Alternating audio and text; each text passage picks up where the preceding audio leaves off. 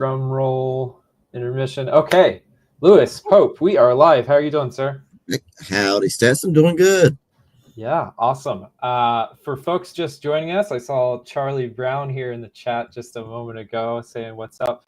Got an email about a security live stream. That's what we're up to.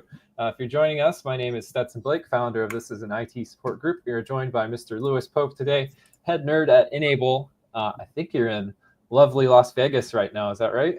Yep, I'm in Vegas for the week at the Ride of Boom Security Conference. Yeah, and we chatted a little bit, but sounds like it was a pretty good event.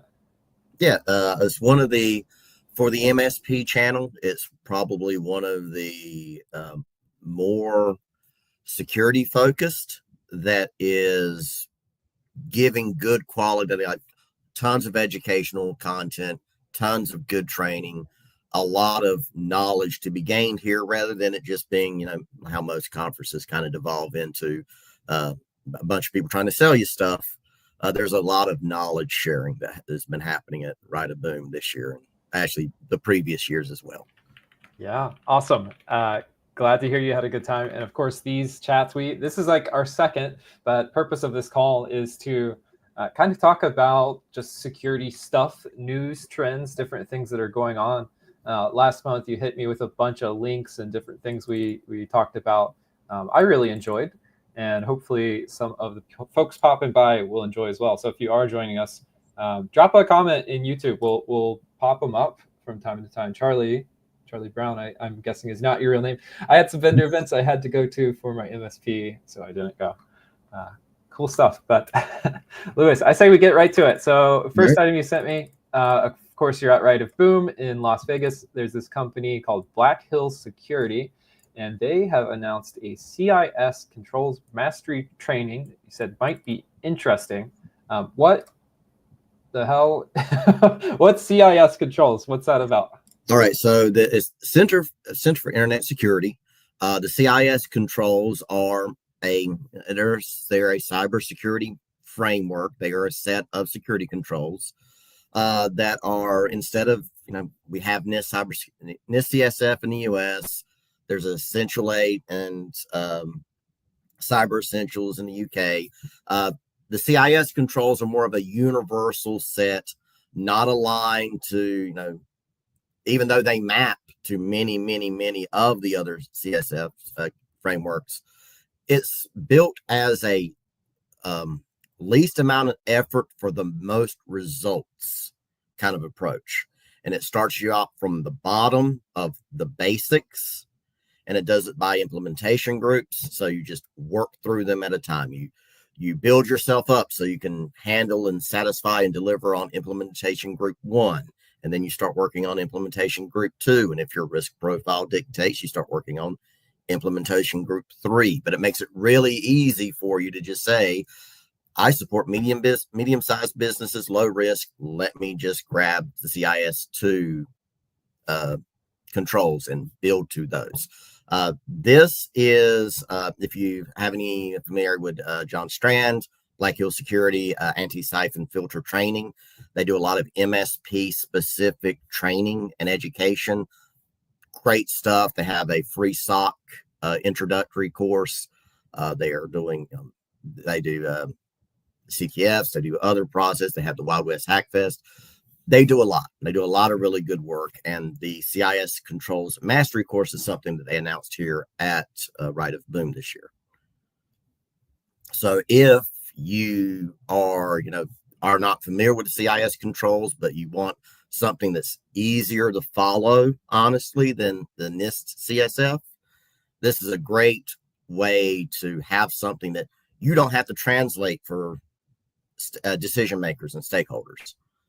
It's easy enough to understand, where you can sit down over probably a 1-hour meeting and go through it all and explain it all to somebody. But this is again be another one of those great, if you want to up your game, if you want to start moving more towards risk management, compliance, adhering to established standards, this is a pretty good, let me start learning. And honestly, everything I've ever seen from them, and I've sat through some of their stuff, it feels like you're learning from somebody that actually knows what they're teaching you, not, somebody that has a bullet list of things to talk about and no way to connect them. Right on. I'm sure you're correct there, because I've heard of the, infamous John Strand at he has Black Hills, right? Yeah, founder of Black Hills. This looks super interesting. Yeah, if folks are interested, I dropped a link in the chat there. Actually, it's on our screen for Right of Boom. Yeah, you can check out all the details. Enterprise asset management. I found a typo. Software asset management, data protection, secure configuration.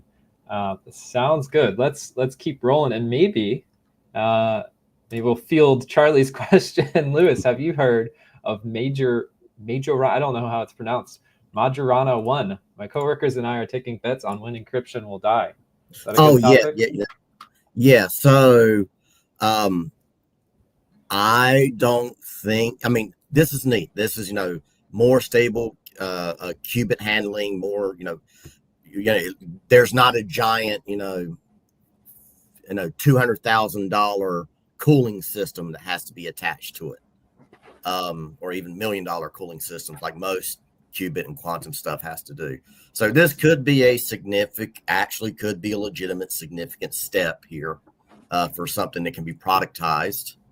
Yeah, maybe we should back out and give just for folks that haven't seen this, Microsoft made this update just a few days ago on February 19th about this quantum computing chip. I don't know much about it or how it works, but it sure is shiny. Yeah, it's something where they've solved a lot of the problems of qubits, them remaining stable, being able to read them, interference, decay, just like way back in the day when we first started out with semiconductors, and solid state transistors and chips. They were noisy as hell. The quality was poor. You could, you would back in the day lithograph a die and get like 70% of them would be crap and would not be usable. But so this is just mechanical engineering, materials engineering coming together with quantum engineering. Just there is a lot of specialties coming together for this. Yeah. Right on. We'll drop a link to this for folks as well, or it's just Google, however you say Majorana 1. Yeah. So once somebody slaps a bunch of these together and can actually start doing, actual working on decryption, 2 years, 3 years, AES 256 maybe might be trivial to defeat. Yeah, interesting implications there. Thanks, Charlie Brown, for bringing that up. Ghost Elite says +1 from our earlier discussion. I learned a lot from Black Hills, so definitely check them out. Let's keep going. I don't have a link for this one, but you mentioned Black Basta ransomware group. Internal chats were leaked. A year's worth of chats that are all, surprise, in Russian and discuss tactics, victims, and crypto addresses. Black Basta ransomware as a service platform. Looks like someone hit the wrong target, a Russian bank, and made someone angry. What is this all about? Right. So somebody leaked the internal chats from the Black Basta group. They're a sub. Somehow there is affiliation with Conti ransomware as well, because of the individuals involved. But what apparently happened is an affiliate or somebody, did a no-no in the Russian cybercrime world. You don't touch Russian assets. You don't touch Russian companies. And somebody did, and it upset somebody. And they leaked the last years from like September of last year to September of this year, I think. All of the chats from the intro. So can we go read them? Is that part of this? Actually, some of there are AI summarized and translated copies of the chats out there, but it is a really good kind of look behind behind the curtain, and it sounds, and honestly some of it sounds just like angry internal IT complaining about infrastructure and performance, and how they can't get access to something and they're having to wait on somebody else to provide access. But then more of it is, it's um, just the conversations of business, because for them that's what it is. It is a business. Yeah, absolutely. Definitely sounds kind of interesting. If there are any chat leaks, oh, here you go. Threat intelligence from Hudson Rock loaded the messages into ChatGPT, debuting the Black Pasta GPT chatbot, which can be queried in multiple languages. So it sounds like they made kind of their own GPT based on it. Interesting. Single largest ransom demand was 28.7 million. It's just the demand, though. Did it get paid? No, I think they're at like 100 million in actual traced payments so far in total, but that's probably higher. But right now I think they're at like 100 million the last time I checked. Got it. Okay, let's keep moving. We'll drop either a link or just a comment, I guess. Black Pasta ransomware in chat for folks if people want to check that out.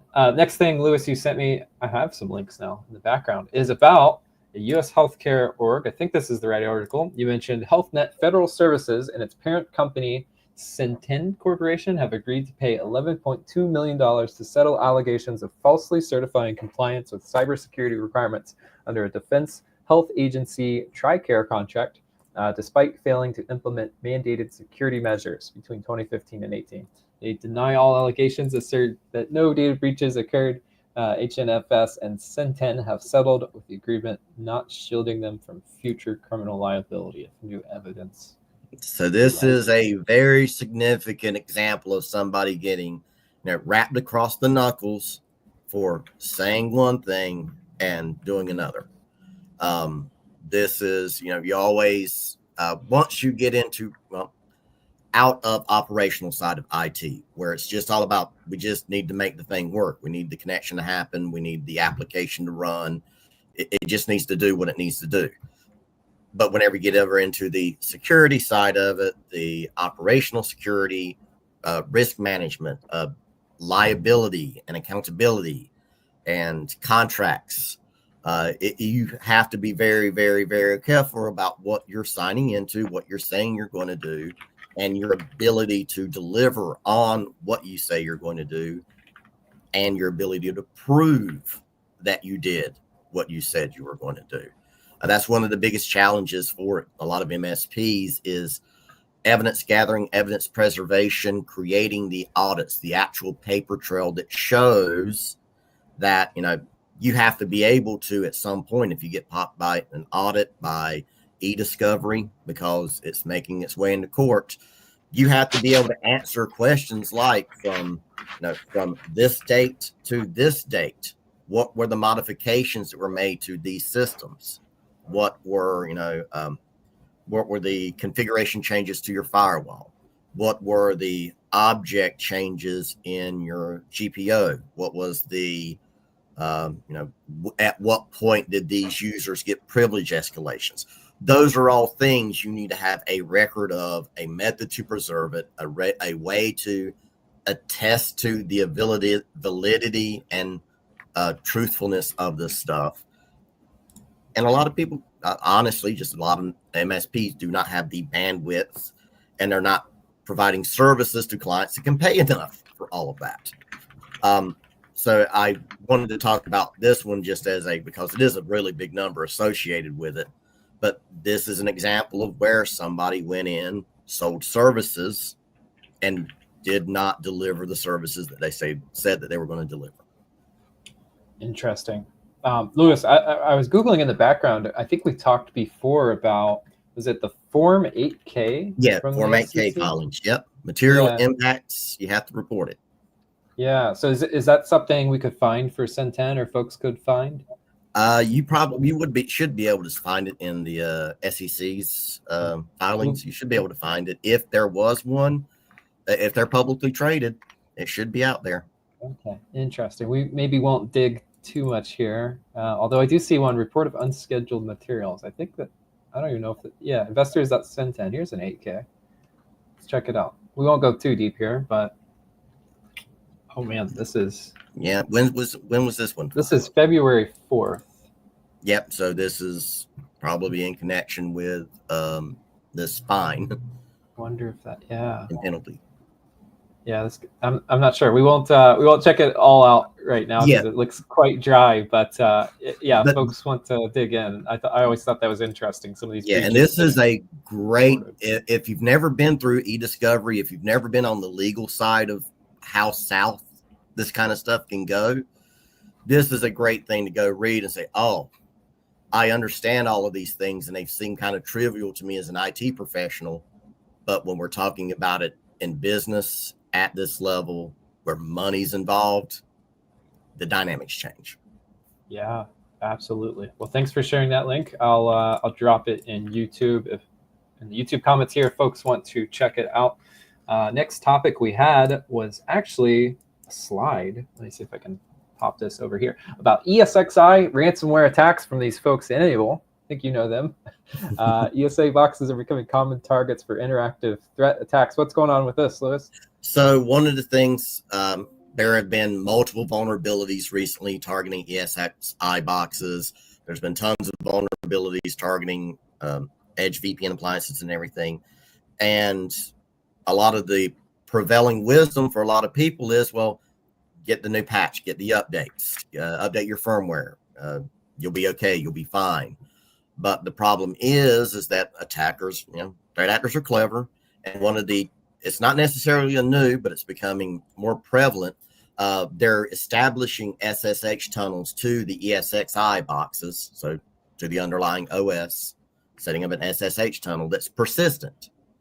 So you could wind up in a situation where attackers get in somehow, they compromise the VMs, they compromise either the host or the VM itself, and you go in behind it and you fix it. You bring your snapshots back for the VMs, you restore them from backup, whatever, but you don't ever restart the ESXi box. Well, that SSH tunnel is going to still be open. They're still going to be able to get back into it. And after you've cleaned up, they just come right back in and they move laterally again and ransomware or whatever their next action is going to be to try to get money out of you. Yeah, I found just this article from Bleeping Computer, January 26th of this year here, kind of diving a little bit deeper into what some of these attacks look like for the built-in SSH service. And these are great because also there's specific logs you definitely should have. If you do not review these logs on your ESX boxes, do it. Because this is how you're going to catch a lot of attacks, a lot of things that you will never catch with an EDR. You will never catch it with even most XDR solutions. This is something where threat hunting and proactive measures on your part is what's going to catch some of these things. Yeah, and is there a good way to kind of do this in an automated manner? You can definitely automate it. If whatever your RMM of choice is, chances are it supports SSH. So you can just SSH over to the boxes, pull the log, do a def, do regex or grep against it, whatever you're looking for, and you can get some automated monitoring out of it that way.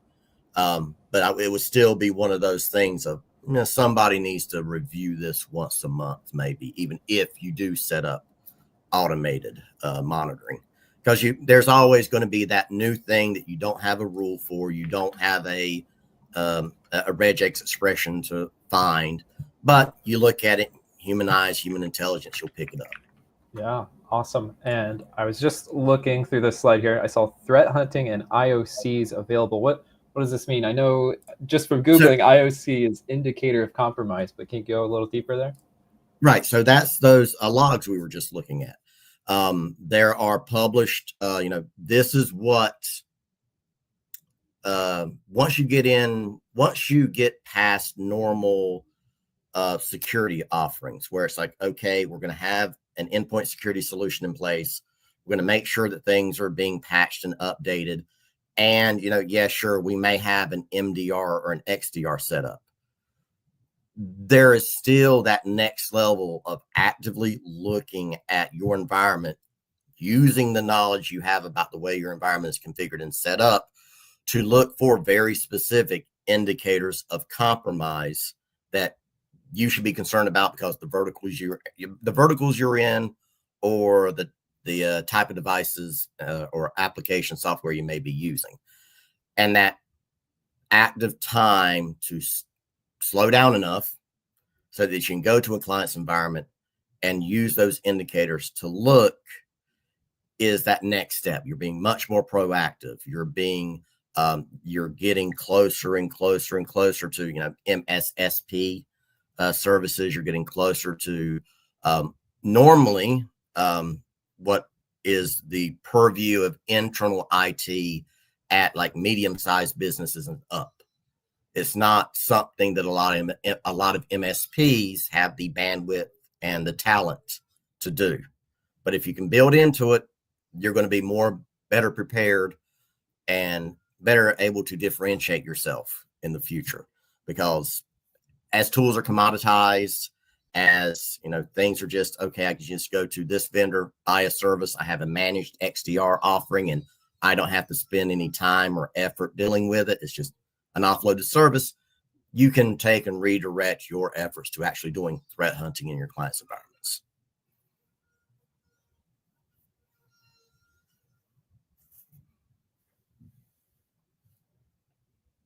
You on mute, Stetson. I lost you. Oh man, I've been on mute. Sorry about that. Yeah, so check out the IOC's indicators of compromise here. We link the logs. It's in the chat. Sorry about that, Lewis. Let's keep rolling. Yeah, you did well. I was like, it's like you're in the group chat with friends and talking. Why can't it? Everybody's ignoring me. All right. Next one you've got is Zixel. I don't know. I've always called it Zixel. Zixel. End of life router vulnerability affects CPE. That's customer premises equipment, I believe, for you acronym people. What's going on with these devices here, Lewis? So, yeah, this is just another example of an appliance that's usually used in small business, SOHO environments, smaller networks, where it's out of support, no longer being supported. It's 5, 6, 7 years old. And there's vulnerabilities there significant vulnerabilities exist with it, but the company just says, yeah, we don't support that anymore. Stop using them. I mean, that's their answer. And I always like pointing these out because it's always a challenge with smaller businesses when you're supporting them to have that, that appliance that's still working and you don't even know that it exists, but you know that whatever's involved with still works. Well, I need you to spend $3,000 to replace that, or $2,000, or even sometimes just $800 is too much sometimes. Whenever it's like your clients are not going to understand the urgency around it until it bites them, until it burns them. And I'm always an advocate for it is easier to have the conversation ahead of time on end of support devices and applications to say, hey, this is going to go out next year. We've got 12 months to prepare. Let's go ahead and budget and work towards it. That is an easier conversation to have than telling somebody, hey, this thing is out of support like 2 years ago, but it's still working, but I still want to replace it. That is a much harder conversation to have. For sure. Yeah, I found a few different articles we linked here. I'm not sure if this one's, this looks like it's right. Swap end of life, Zixel routers, upgrade, Netgear ones. Maybe that's something kind of unrelated. I was kind of curious if we could find, when did one of these things come out? Very high speed, 802.11n.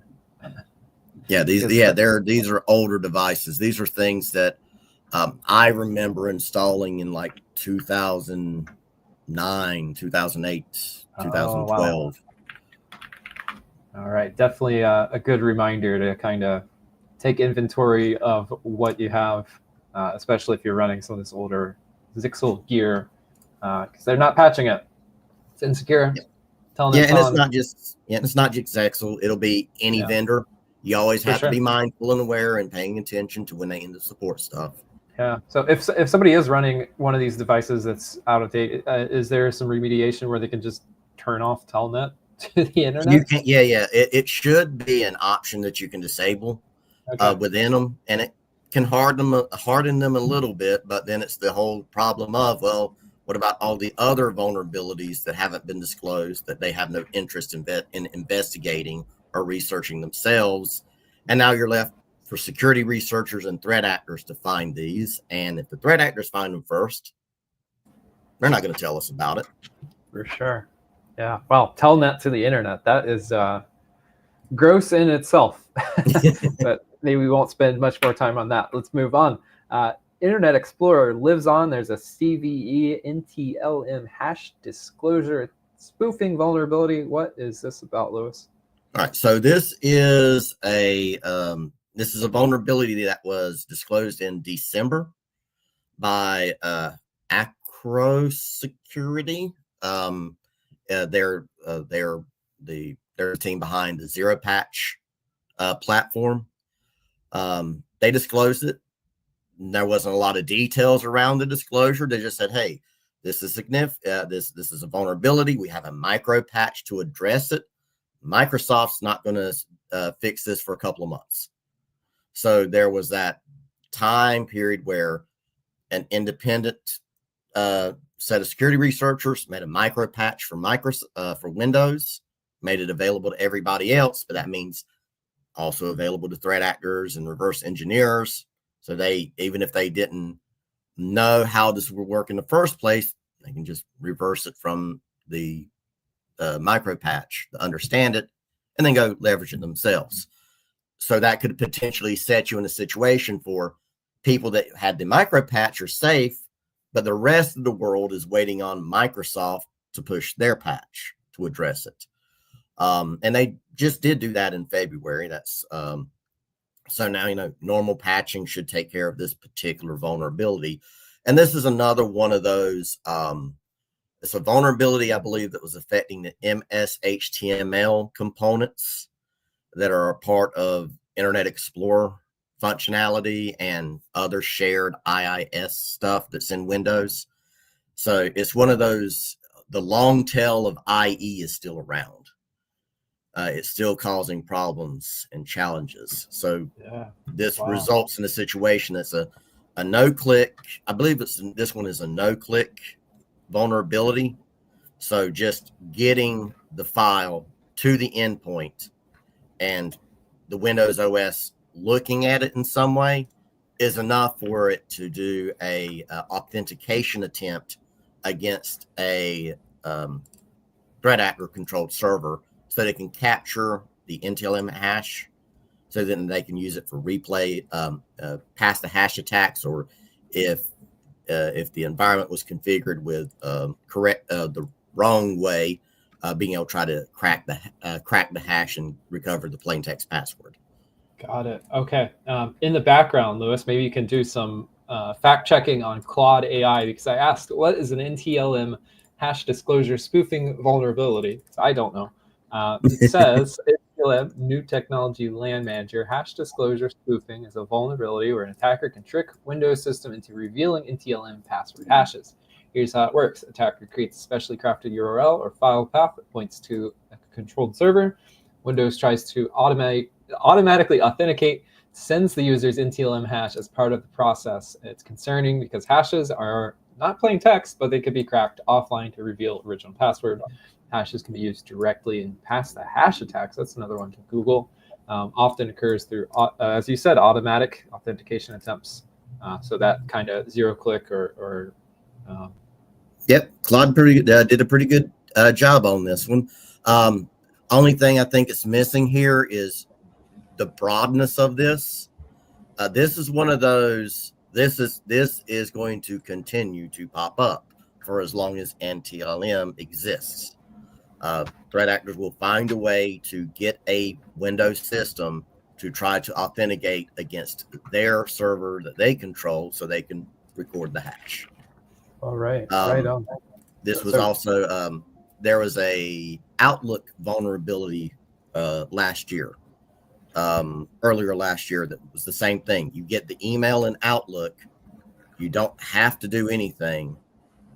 Just Outlook downloads the email from your Exchange server. It tries to process a calendar component, and there's actually like there's a notification wave retrieval option where Windows will go grab a wave file to play as part of the calendar notification.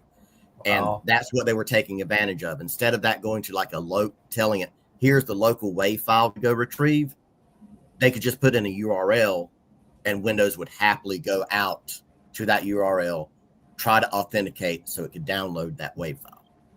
Okay, not good.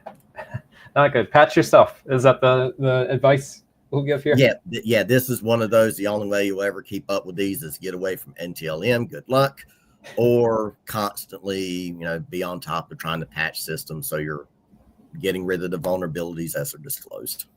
Okay, right on. Next topic.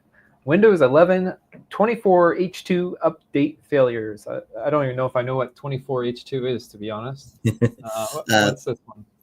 So that's one of the newer builds of Windows 11, and it was just something unusual during if you created the Windows installation media, so the USB or the ISO from the Windows website or Microsoft website, something was screwed up in it, and you will not, no matter what you do, apparently, be able to get it to run updates.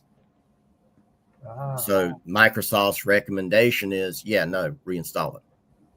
So I'm encouraging our partners and anybody else to go out, look in your state and find any systems that have not applied any patches whatsoever in the past 5 months. Give yourself some, make your scope of investigation wide enough that you can catch it if it is happening. Because it's just one of those things. It's like, you're going to have to go burn some time reinstalling. Hopefully you got autopilot or something else instead of having to do a USB or OS install, USB or an ISO install. But it's one of those. There's not a quick fix. There's not always a clever fix. Yeah, that's a frustrating one. That seems pretty obscure to identify. Yep, and there is some similarity in this with some other ones, but there's been some other problems like boot failures and other issues that you can address with, a little bit of scripting, a little bit of cleverness. Yeah, Charlie, I think, is perhaps commenting on that. I thought you could increase one of the partition sizes, and that fixed it. Boot partition. Yeah, there is. I don't think that one is this one, but there was a problem with updates. You could not get the system to do updates because of something with the recovery partition. I believe it's one of the cumulative updates that was trying to deal with secure boot modifications that happened a little while ago. Got it. Okay. Well, check your systems, audit, see if they are failing or succeeding in patching. Next thing you sent me, Lewis, was actually a YouTube link. I will drop in the comments for folks watching this live or later. But this is, see, I'm already in it. Calling a scammer boss by his real name live on CCTV. What is this thing all about? So this is one of those just catharsis things for us in the IT field to have to always support, our unfortunate souls of our end users that are, have to suffer through scams and phishing attacks. There is a whole, there's a whole entertainment culture around individuals that hack the scammers. Yes, and they are very entertaining. Yes, legalities aside, it is entertaining. And this one just came across my desk because the state in India where this operation is, apparently the police are actually taking action on it and actually potentially going to be arresting some individuals, which doesn't always happen. Usually, not all the time, but enough of the time. What happens is one of these, the people that do this, they'll find somebody, they'll, gather the intelligence, get their foothold in the scammers' environments, and that operation they'll just, okay, fine, shut down. And then move up a floor, move down a floor, rename, and go right back to it. Just avoid detection, right? Yeah, this one is one where they're probably, one of the instances where they're, somebody's probably actually going to get arrested. That's good to hear. There's some justice being served. I'll share one more that I mentioned to you before our call, Lewis. This I'll put it in the comments here, but this is a guy that runs this, I don't know, website studio. Studios. Oh, yeah. Actually, no. All right. Yes, the guy. Well, check this one out. It's called "I Want My $17,000 Back." I'd say a little bit more woodworking related, but he does a little bit of scam baiting, and the kind. I don't know why my captions are in French, but the story here is that somebody cloned this guy's website and took 17 grand. Yeah, here he's talking about Kit Boga and whoever that guy is, Scammer Payback. Somebody took money, and this kind of innocent lady, and she was very upset, and they end up making a table for her, but also he has this whole thing where he's like messing with the scammer. Lewis, what I found interesting about this one that folks should probably watch out for is they used, I believe, generative AI, and they like cloned this guy's face, and they sent a video. Said he's like, I hope I don't need to say this, but this is actually me. This is not a scam, which is absolutely insane to me, and I'm sure to be like it is scary. Yes, yeah, one of the biggest, if professional con men and scammers, one of the most important tools you've ever had available is confidence. To instill confidence in your target. Yes, con man, right? Yes. The whole thing. And it doesn't have to be the truth. You just have to be confident and come across confident and play it like it's real. I always say, walk in like you own the place and nobody will stop you when you rob it blind. And this is what's going to happen with iterative, with LLMs, with the deep fakes, with all of voice AI matching. It gives social engineering scammers and threat actors new ways to be more genuine, new ways to come across as who they are pretending to be. Back in the day, the Nigerian prince was, poorly written grammar, easy to figure out that they were definitely not speaking English as a first language. And it didn't sound, some people fell for it, but you could still, this doesn't seem right. It doesn't feel right. There's too many red flags. These tools now let scammers not throw red flags. For sure, a double-edged sword. Lots of good that can come from it, but lots of bad. Lewis, that's all the links we have. Should we call it early, or do you want to dig into some more topics or news items? So, not too much. There is just general awareness of world affairs. Be on guard. At some point, motivations change, and threat actor groups and nation state backed threat groups, what they are told to do and why they're told to do it changes. And we may be somewhere out on the horizon somewhere where motivations change from financial gain to disruptive and destructive. So you, as a defender, that is what you are whenever you are charged with taking care of IT systems. You are a defender, and you're probably going to have to start taking that title a little bit more seriously. For sure. Yeah, we'll definitely encourage folks to either drop into these streams or check out some of the sources that we use, sites like Bleeping Computer, even our own. This is an IT support group. Keep up with what's going on. Lots of great resources. NIST, the SEC 8K filings. I know we've talked about some other sources in the past, Lewis, just for folks to keep abreast, because there's, as I say, just too much stuff. to kind of keep up with. Yeah, it is. And I mean, only reason I even remotely keep up at the level I do is I spend way too much time reading threat intelligence feeds and social media. Terminally and online. following security researchers. So it's if I didn't spend 20 hours a week reading, I would never keep up.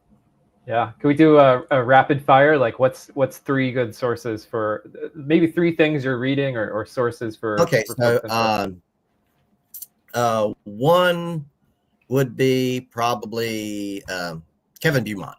Find him wherever he's at. Let me, let's do it live. What's his name? Kevin Beaumont. View?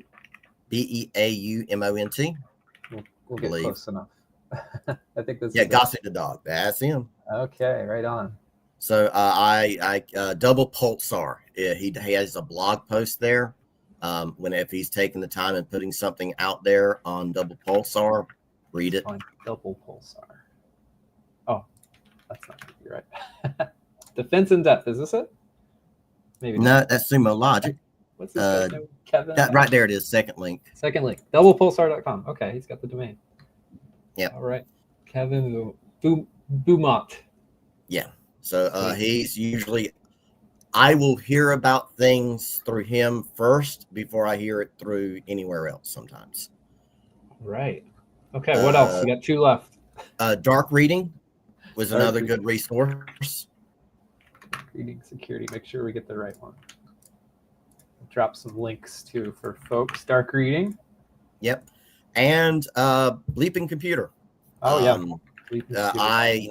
I came across Bleeping Computer way back when because I was just, that was a cool, neat way, a good place to go find and download tech utilities and repair tools and cleanup utilities and stuff like that.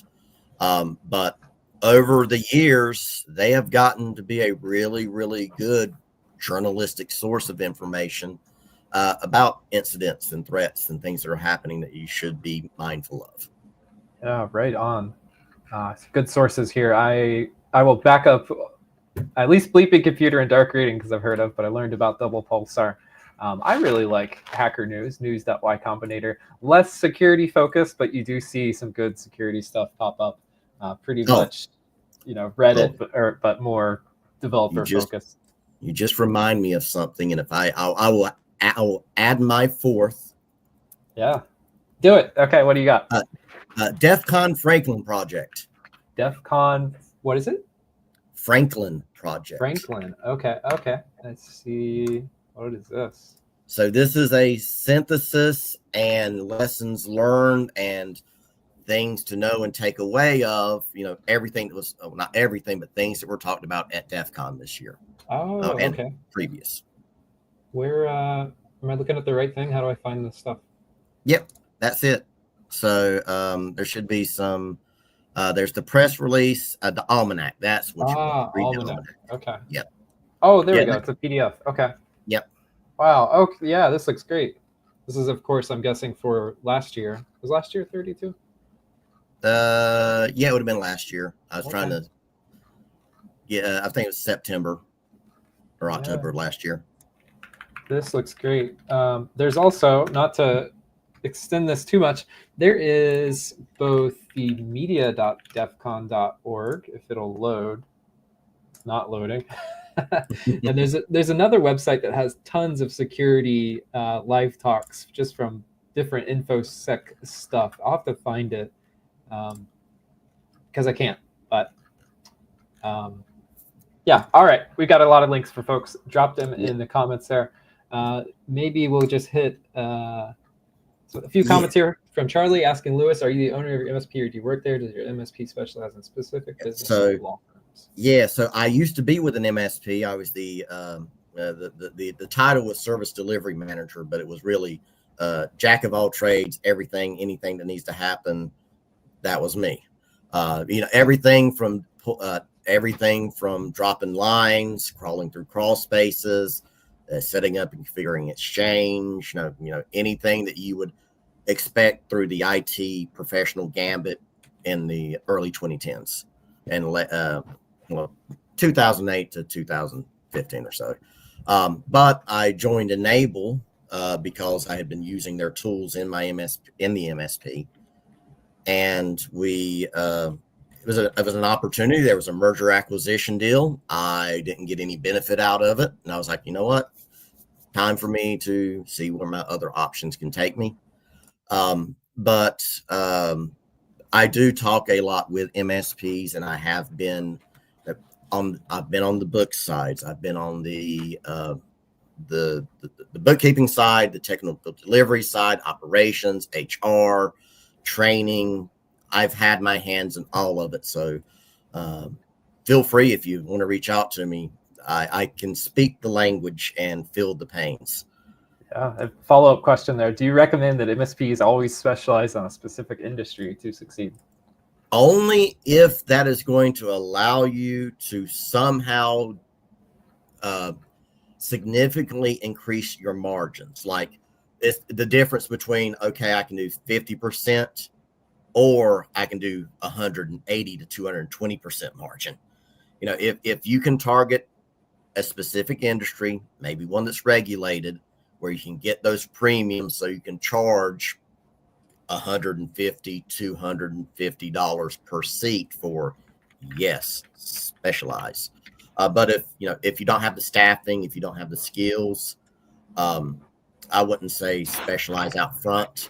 Build your base, build your clients that all comers welcome. If you're in that stage of an MSP where you will take any contract because it is money, it's not time to specialize yet. You need to get to the point where you can say, I can reject contracts. I can reject new clients because they don't mesh with me. I don't need their money. That's whenever I usually say, okay, now you've got the breathing room to start specializing. All right. Love it. Thanks, Charlie, or whoever you are, Charlie Brown 69 for dropping in. Louis, I've really enjoyed this. We're hoping to do some more. If folks want to keep up with you online, where can they find you? You can find me at the Security Pope out on LinkedIn. You can also now find me on Twitch. I'm not there that often. I'm still setting some stuff up, but same deal, the Security Pope on Twitch. All right, I'm gonna throw you. And of course, you can always reach out to me directly via email. Yeah, cool. What's plans for the Twitch? Live coding, microcontroller programming, and just general tinkering with microcontroller projects. All right, let's go. That sounds fun. Maybe we can collab. No, the last thing I did that was really fun is I helped somebody set up alerts that were being generated by N-Central. So every time there was an alert, they could get a klaxon sound running across their entire office for specific alerts. So that was really neat. And we're probably going to expand that too for other source ingestions. But we built it off of ESP 3286 microcontrollers just because they're stupid cheap. They've got Wi-Fi built in them, and you can just strap a little piezoelectric speaker to it, and they're annoying as hell. Yeah, that's awesome. I love hardware. Well, we'll call it there. One more comment from PR Tech. Thanks for your time. Informative and entertaining. Yeah, drop by again. We'll do this in, I think, a month or so. But Louis, appreciate it as always. We'll see you. All right. Been a pleasure.